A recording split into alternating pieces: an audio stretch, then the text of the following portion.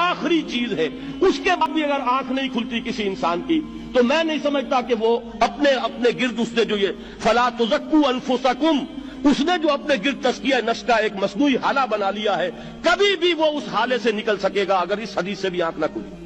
اور وہ حدیث کیا ہے؟ مولانا اشرف علی تھانوی نے اس کو اپنے جو خطبات جمعہ ہیں ان میں نقل کیا ہے، بیہقی کی روایت ہے۔ اوحى اللہ عز وجل الى جبرائیل علیہ الصلوۃ والسلام ان اقلب مدینۃ کذا وکذا باہلھا، اللہ نے حکم دیا حضرت جبرائیل کو فلاں فلاں بستیوں کو الٹ دو اس کے رہنے والوں سمیت۔ قال فقال، حضور نے فرمایا، اس پر حضرت جبرائیل نے عرض کیا بارگاہ خداوندی میں، ان فیہا عبدک فلانا لم یعصک طرفۃ عین، پروردگار اس بستی کو الٹ دوں، اس میں تو تیرا فلاں بندہ بھی ہے جس نے کبھی پلک جھپکنے جتنی دیر بھی معصیت میں بسر نہیں کی۔ اب آپ اندازہ کیجئے، یہ جو ہے نا اپنے آپ کو رگڑنا اور مانجنا اور پوری زندگی رگڑنے میں اور مانجنے میں لگا دینا، ہم بعض بزرگوں کے تذکرے میں سنتے ہیں اتنے اللہ والے تھے، اتنے اللہ والے تھے کہ ان کا گھوڑا بھی کوئی مشکوک دانہ نہیں کھاتا تھا، اور وہ خود جو ہے وہ انگریز کی عدالت میں بیٹھے ہوئے اور انگریز کی نوکری کر رہے تھے۔ یہ ہے وہ میکروسکوپک اور مائکروسکوپک کا عدم توازن،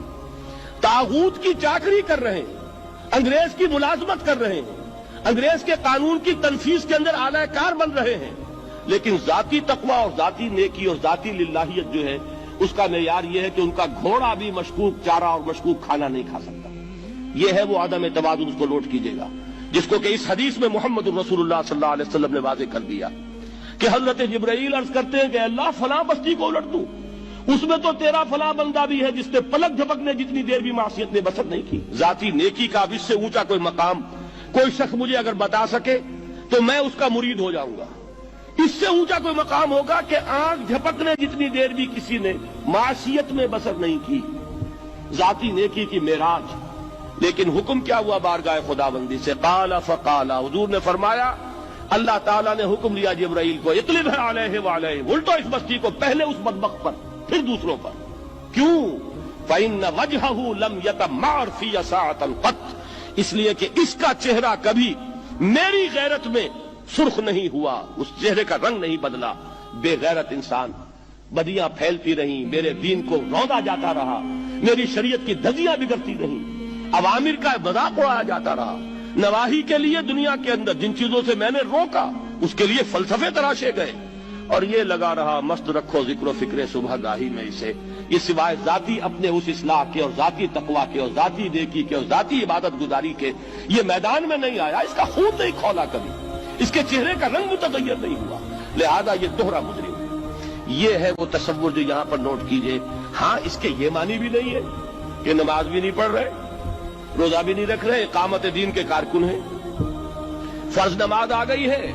وہ چلی جا رہی ہے، جماعت کا کوئی اہتمام نہیں ہے۔ اب یہ دو انتہائیں ہیں، ایک انتہا یہ کہ وہ تزکیہ نفس جو ہے اسی میں وہ رگڑنے اور مانجنے کا عمل جاری ہے، ایک یہ کہ اس کا سرے سے کوئی تعلق ہی نہیں، اپنی ذات سے بحث ہی نہیں۔